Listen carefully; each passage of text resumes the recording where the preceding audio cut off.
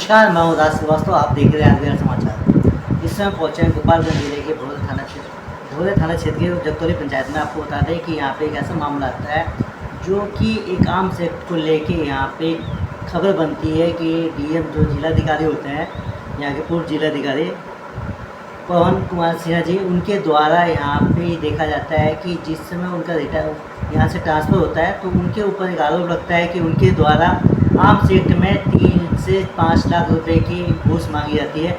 उसी बीच में यहाँ पे जो हमारे बीच में डॉक्टर अमरेश्वर प्रसाद श्रीवास्तव जी बैठे हैं, उनके द्वारा कंप्लेन किया जाता है कि आर्म्स एक्ट को लेके डीएम साहब कम घूस मांग रहे हैं। यहाँ तक कि जो भी इनका आर्म्स एक्ट को आवेदन देते हैं उस पर अभी तक कोई कार्रवाई नहीं होती है। कि क्या वजह होती है कि आर्म्स एक्ट जो आवेदन पड़ता है उसके बावजूद भी पेंडिंग में रहता है, और जब जाते हैं बार बार आवेदन के लिए आर्म्स एक्ट के लाइसेंस के लिए तो उनसे घूस मांगा जाता है। ये जो उनका आरोप है उनसे जानते हैं कि क्या है पूरा हमको।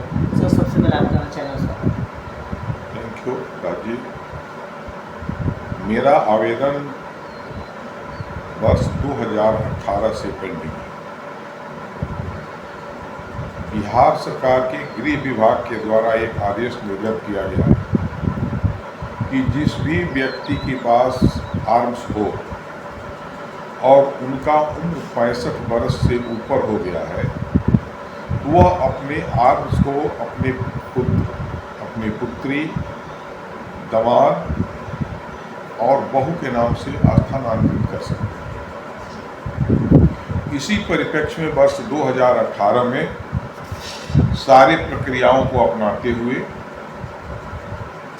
बीडीओ, सीईओ, अंचल, cooperative bank, SDM, deputy superintendent of police और एसपी से अनुशंसा करके मेरा आवेदन आज 18 से शस्त्र शाखा में पड़ा। जब 2 वर्ष बीत गए तो मैंने सूचना अधिकार के तहत यह मांग किया कि मेरा आवेदन किन कारणों से 2 वर्ष से पेंडिंग है, जबकि शस्त्र अधिनियम 2016 में अमेंडमेंट किया गया है पैरा 13 में कि जिसका भी आवेदन प्राप्त होगा उसे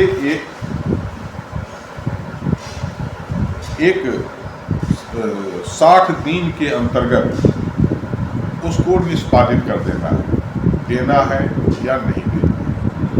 जब सूचना अधिकार में मैंने मांगा तो जवाब दिया गया कि आपके पास शस्त्र चलाने का प्रमाण पत्र नहीं है। बड़े आश्चर्य की बात है, यह लेटर बनाने वाले ये नहीं देखा कि वर्ष 1980-81 से मेरे पास राइफल और बंदूक का लाइसेंस है और मैंने भी अपने रिवॉल्वर के लिए लाइसेंस दिया। तो फिर हमको प्रशिक्षण प्राप्त करने की कहाँ जरूरत थी। अब रही बात कि हमारे पुत्रों के नाम से नहीं था तो पुत्रों ने भी प्रशिक्षण प्राप्त करके और उस सर्टिफिकेट को आर्म्स शाखा में सबमिट कर दिया। 18 से लेकर के अभी तक जितने भी जिला पदाधिकारी आए, जाने के समय में 150, 200, 100 की अनुज्ञप्ति जब उनका स्थानांतरण होता है, सेवानिवृत्त होते हैं, तो उस बीच ये अनुज्ञप्ति देते हैं। जब मैंने शस्त्र शाखा से आर्म्स मजिस्ट्रेट से संपर्क किया तो इन लोगों का कहना है कि जानते हैं आज की दुनिया में कैसे शस्त्र लाइसेंस मिलता है, ऐसे आप दौड़ते रह जाएंगे और पूरी प्रक्रिया को नहीं पालन करेंगे तो नहीं हो पाएगा। उसके बाद मैं चला गया हाईकोर्ट जाने के बाद हाईकोर्ट ने एक डायरेक्शन दिया कि हमारे पिटीशन को इतने दिनों के अंदर डिस्पोजल किया जाए। जब कोई कार्रवाई नहीं हुई तो फिर मैं कंटेम्प्ट में चला गया। जब कंटेम्प्ट में आया तो 4-5 वर्षों के बाद मुझे एक चिट्ठी मिली कि आपका केस नंबर है, आप न्यायालय में, जिला पदाधिकारी के न्यायालय में उपस्थित हूँ। जब जिला पदाधिकारी महोदय के न्यायालय में मैं उपस्थित हुआ तो जिला पदाधिकारी के सामने मैं खुद बहस कर रहा था और मेरी बातों से तत्कालीन जिला पदाधिकारी पवन सिन्हा जी प्रभावित हुए और उन्होंने कहा कि नहीं, मैं आपके आर्म्स को अलाउ करता हूँ, लेकिन यह निर्गत होगा चुनाव के बाद, 2025 के चुनाव के बाद। मैं संतुष्ट होकर के चला आया। आज चुनाव हुए 6-7 महीना हो गए और मेरा आर्म्स का लाइसेंस हमारे बच्चों के नाम पर नहीं किया गया। तो मैंने गृह विभाग को चिट्ठी लिखा, निगरानी को चिट्ठी लिखा कि पूरे घटनाक्रम की जांच कराई जाए और 2018 के बाद 20 में, 21 में, 22 में जिन लोगों के आवेदन आए बिना शिक्षण प्रशिक्षण प्राप्त किए हुए, उनको अनुज्ञप्ति दे दी गई, लेकिन जिसने हर क्राइटेरिया को फुलफिल किया, पैसा नहीं देने की वजह से आज भी लंबित है। बाध्य में जाकर के मेरा उम्र हो गया 74 वर्ष। अभी मैं पटना गया था, अपने वकील से संपर्क किया। हमारे वकील ने कंटेम्प्ट को जल्दी से सुनवाई करने के लिए हाई कोर्ट में मेंशन किया। एक चिट्ठी आती है जिला पदाधिकारी महोदय के यहाँ से कि आपके आवेदन के आलोक में आपकी अनुज्ञप्ति रद्द कर दी जाती है और आप उस शस्त्र को किसी लाइसेंसधारी दुकान में जमा कर दें और उसके बाद आपके ट्रांसफर के आवेदन पर विचार किया जाएगा। बड़ी आश्चर्य की बात है कि आर्म्स मिलता है जमा करने के लिए कि आर्म्स मिलता है सुरक्षा करने के लिए। जिस भी पदाधिकारी ने इसे ट्विस्ट करने की कोशिश की है, जबकि हमारे ऊपर 4-5 केसेज मेरे भतीजा के द्वारा किए गए हैं। अगर मेरे पास आर्म्स नहीं होता तो मेरे भतीजा के द्वारा प्रॉपर्टी को लेकर के मेरी मौत कर दी जाती, लेकिन आर्म्स रहने से मैंने अपना बचाव किया। अब मैं जमा कर दूं और जब उन लोगों को मालूम हो जाए कि इनका आर्म्स जमा हो गया तो क्या जवाबदेही हमारी जिला पदाधिकारी महोदय लेंगे? यह विचारणीय बिंदु है। ये खिलवाड़ कर रहा है आर्म्स शाखा के जितने लोग हैं। ये लोग साल भर, 1.5 साल चुपचाप बैठे रहते हैं और ग्राहक खोजते हैं और जब जिला पदाधिकारी महोदय को जाना होता है उसके 15 दिन 20 दिन पहले के डेट में 100-150 लाइसेंस की अनुज्ञप्ति प्रदान की जाती है। इन सारी घटनाओं को मैंने गृह विभाग के सचिव, निगरानी के आईजी के संज्ञान में लाया और वहां से एक निर्गत हुआ है लेटर कि जिला पदाधिकारी महोदय जांच करके अपना प्रतिवेदन दें। बड़े अफसोस की बात है कि जिस पर मेरा आरोप है उसी व्यक्ति को जांच करने के लिए भी दिया जाता है। अभी तो वर्तमान नए जिला पदाधिकारी महोदय आए हैं, मैं उनकी कार्यशैली के बारे में नहीं कह सकता हूँ। जी, मैं उनके कार्यशैली के बारे में, चूंकि मैं न मिला हूँ न कहा हूँ, लेकिन पहले के जितने जिला पदाधिकारी महोदय आए हैं, मेरा इस चैनल के माध्यम से आग्रह होगा कि उन सारे लोगों के द्वारा निर्गत शस्त्र अनुज्ञप्ति की जांच की जाए कि कितने लोगों ने शिक्षण प्रशिक्षण प्राप्त किया है और कितने लोगों ने नहीं किया। सर, एक चीज़ यहाँ पे ये भी देखा जाता है, जो आम से तो लाइसेंस दिया जाता है, अधिकांश जितना लाइसेंस तैयार हुआ है सब अपराधी लोग को मिला है। देखिए, दुल्हन वही जो पीएम भाई, जो पैसा लेने वाला होता है थोड़ी देखता है कि अपराधी केस कर देने से वो अपराधी नहीं हो गया। दोषी जब तक सिद्ध नहीं होता है तब तक कहीं बाइंडिंग नहीं है कि वह 302 का मुजरिम है या 307 का मुजरिम है, उसको आप अनुज्ञप्ति नहीं दे सकते हैं। बहुत सारे केसेज में तो झूठे में नाम डाल दिया जाता है, तब तो किसी की जान की सुरक्षा नहीं हो पाएगी। तो अपराधी की प्रवृत्ति, उसका पारिवारिक हिस्ट्री जिला प्रशासन, पुलिस प्रशासन को पता लगाना चाहिए और पता लगा करके ही अनुशंसित किया जाना चाहिए। अगर मैं वैसे लोगों का नाम खोल दूँ तो कल मेरी हत्या हो जाएगी।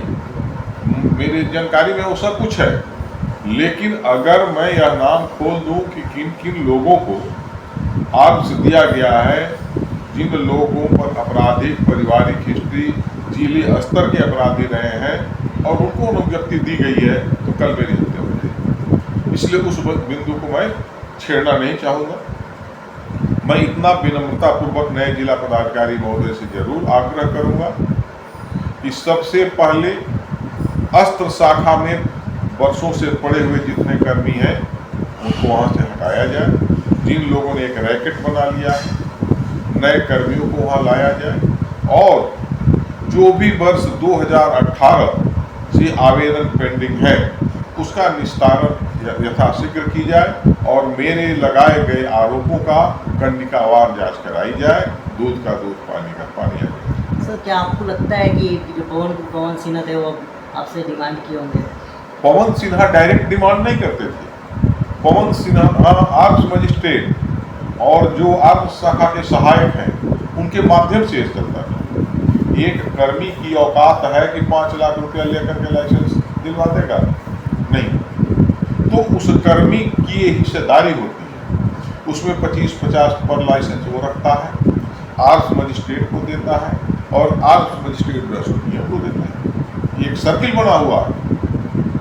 तो जहाँ तक कहा जाता है कि सरकार का कहना है कि अगर काम सेट किसी को देना है तो फिर निःशुल्क काम सेट बनाना, लाइसेंस देना है। सरकार ने जितने नियम बनाए हो जनहित में बनाए, इसमें दो राय नहीं। पालन करता कौन है? उस ऑर्डर को एक्सिक्यूट कौन करेगा? उसको एक्सिक्यूट करने वाले जो पदाधिकारी हैं वही एक्सिक्यूट करेंगे। वह एक्सिक्यूट नहीं करते हैं और यहाँ से गोपालगंज की दूरी 40 किलोमीटर है। 40 किलोमीटर जाना और 40 किलोमीटर आना 74 वर्ष के आदमी को एक बहुत बड़ी परेशानी है। उनको अगर कोई दिक्कत हो तो मुझे बुलावें और बुला करके मैं अपराधी हूँ, लाइसेंस रद्द कर दें। हम पर आरोप प्रमाणित हो गया है, लाइसेंस रद्द कर दें। लेकिन यह कि आप जमा कर दीजिए और तब आपके आवेदन पर विचार किया जाएगा, ऐसा कहाँ का जस्टिस है? ऐसा कहीं का जस्टिस है क्या कि मुझे मिला है अपनी रक्षा करने के लिए और उसको मैं जमा कर दूं? तो हमको रक्षा में पहले दे दिया जाए कोई गार्ड, उसके बाद मैं जमा कर देता हूं। अगर जब उनको जमा ही कराना था तो फिर लाइसेंस दिया क्यों? आखिर सवाल यहाँ होता है। हम कैसे जमा कर देंगे? सरकार गलत पर गलत करते जा रही है। आप एक सिंपल सा देखेंगे कि जब भी चुनाव आता है तो सभी थाना प्रभारी चौकीदार के माध्यम से सूचना देते हैं कि आप लोग अपना अपना आर्म्स जमा कर दीजिए। मैं जानना चाहूंगा कि किस नियम के तहत ये आदेश दिया जाता है? हम नहीं जमा करेंगे, आप क्या कीजिएगा? किस नियम के तहत आप हमको जमा करने के लिए इंस्ट्रक्शन देते हैं? जब उनसे चिट्ठी मांगी जाती है कि आप हमको चिट्ठी दीजिए कि किस नियम के तहत, तो चिट्ठी नहीं देते हैं, चिट्ठी भी नहीं देते हैं। ये मौखिक कार्रवाई चलती है, मैंने जो थाना प्रभारी कह दें वो बात हो गया। तो मैं तो भाई जमा नहीं करता और मैंने लिखित दे दिया कि मैं जमा नहीं करूंगा। मैं जमा, आप हमको लिखित जब तक नहीं देंगे मैं जमा नहीं करूँगा। तो यहाँ तक आपको बता दें कि जो आर्म्स एक्ट की बात होती है, यहाँ पहले सरकार लाइसेंस देती है, उसके बाद से कहती है कि आप अपना लाइसेंस उनको रद्द कर दीजिए, रद्द कर दिया जाता है और अपना जो आर्म्स एक्ट है, हथियार है, उसको जमा कर दीजिए। पर यहाँ तक ये नियम नहीं होता है। जब सरकार खुद नियम है कि किसी भी धारक को लाइसेंस देना है आर्म्स एक्ट का तो उसे बिल्कुल निःशुल्क देना है। पर यहाँ पे जो जिलाधिकारी होते हैं और जो आर्म्स एक्ट के अधिकारी होते हैं वो लास्ट में जब जिलाधिकारी यहाँ से ट्रांसफर होते हैं तो जाते जाते डिमांड होता है कि इतना पैसा दीजिए तो आपका आर्म्स एक्ट बनेगा। वही बात होता है यहाँ से कि ये भी देखा गया है कि जो पवन जी थे आर्म्स एक्ट में तो 2-3 लाख से लेकर 5 लाख तक डिमांड हुआ सकता है। यह तो पूरे मार्केट में हल्ला है। देखिए, अगर कहीं से धुआं निकलता है तो समझिए कि कहीं ना कहीं आग लगा। यह मैं क्या कह रहा हूं, हमसे खुद कहा गया, मैं किसका किसका नाम लूं, बलि का बकरा चढ़ जाएगा तो जी हमसे खुद कहा गया कि देखिए पहले तो 3 लाख लगता था, अब 5 लाख रुपया, मैं अगर नाम ले लूं तो सब बलि का बकरा चढ़ जाएगा। तो मेरा ये कर्तव्य नहीं है कि मैं किसी को बलि का बकरा चढ़ाऊं। मेरा यह कर्तव्य जरूर है कि जिनका भी आवेदन 2018 से पेंडिंग है, जिला पदाधिकारी महोदय एक दिन उन सारे आवेदनकर्ताओं को बुलाएं और जो करना हो बैठ करके तुरंत निर्णय लिया जाए। इससे जिला की शिकायत हो रही है, बस इसको आप क्या कर सकते हैं। तो यहाँ तक ये भी तो हो सकता है सर, अगर जिलाधिकारी को लाइसेंस देना है तो तुरंत दें, अगर नहीं देना तो रिजेक्ट भी कर सकते हैं। तो वो तो टाइम लिमिट है। हाँ, टाइम आपको आर्म्स एम्युनिशन एक्ट 2016 में टाइम लिमिट हो गया है कि आपको 60 दिनों के अंतर्गत आवेदन को डिस्पोजल करना है। करना। तो 60 दिनों के अंतर्गत अगर वे डिस्पोजल कर देंगे तो जाते जाते जो वो लाइसेंस निर्गत करते हैं और जो खेला करते हैं वो कहाँ से पॉसिबल है। जी तो वहाँ पेंडिंग पड़ा रहता है। लोग डर के मारे प्रेशराइज नहीं करते हैं कि अगर हम प्रेशराइज करेंगे तो हो सकता है कि मेरा रद्द कर दें, तो लोग पैसा जुटाने में लग जाते हैं, उधार पैंच उल्टा सीधा ले करके और जाकर के आर्म सेक्शन में दीजिए। तो इसमें भी तो देख रहे हैं कि 5 लाख वहाँ लाइसेंस के दीजिए, आपकी 2 लाख पिस्टल के लिए दीजिए। यहाँ पे देखिए 5 लाख रुपया तक लाइसेंस के लिए दीजिए। राइफल अगर है तो 1.5 पौने 2 लाख में राइफल मिलता है, 2.5-3 लाख में पिस्टल मिलता है। अगर 6 बैरल का 6 चैम्बर का 12 बोर चाहिए तो वह भी लाख रुपये में मिलता है। तो जितना के बहुआ ना उतना के झुंझुना, हथियार मिले तो 1.5 लाख 2 लाख में, और लाइसेंस होकर मिले तो 5 लाख में। 5 लाख। हाँ, गृह विभाग ने भी गलती किया है कि हमारे आवेदन के आलोक में जो उसने चिट्ठी दिया है वो जिला पदाधिकारी को ही जांच करने के लिए, हमारा सारा आरोप जिला पदाधिकारी महोदय पर, उसको प्रमंडलीय कमिश्नर को देना चाहिए, उसको विजिलेंस को देना चाहिए कि विजिलेंस जांच करे, दूध का दूध पानी का पानी हो जाएगा। तो मैं जो गया था गृह विभाग में, जाकर के पदाधिकारियों से मिला, उन लोगों ने आश्वस्त किया कि आप घबराइए नहीं, आप मैंने चिट्ठी लिखा है, पहले जिलाधिकारी का रिपोर्ट आ जाने दीजिए, फिर आप इसको ट्रेन कीजिएगा, उसके बाद तो ये आपको बता दें कि यहाँ पे लाइसेंस की जो बात होती है, यहाँ पे इस समय लाइसेंस के नाम पे इतनी बड़ी धांधली होती है कि जो धांधली नहीं होनी चाहिए फिर भी धांधली हो रही है। जो काम 2 महीने में करना चाहिए था लाइसेंस का, उसको अब साल यहाँ तक 6 साल 10 साल पेंडिंग रख के लास्ट में दिया जाता है। जब कोई जिलाधिकारी का ट्रांसफर होता है उसे 20 दिन पहले फटाफट किसी भी तरह से करके 100, 150, 200 लाइसेंस को पास किया जाता है। उसमें क्यों, अगर तो उससे पहले करते हैं तो उनका धांधली नहीं हो पाएगा, अगर बाद में करते हैं धांधली होता है, उसमें क्यों उनको जाना है, इसी लोग करते हैं। तो यहाँ देखते हैं जो जांच की बात होती है, आगे जांच रिपोर्ट में क्या मिलता है। तब तक आप हमारे साथ बने रहिए, आपको फिर नेक्स्ट वीडियो में दिखाएंगे कि जो जिलाधिकारी के ऊपर जो जांच हुआ है आखिर कहाँ तक सत्य है। तब तक धन्यवाद।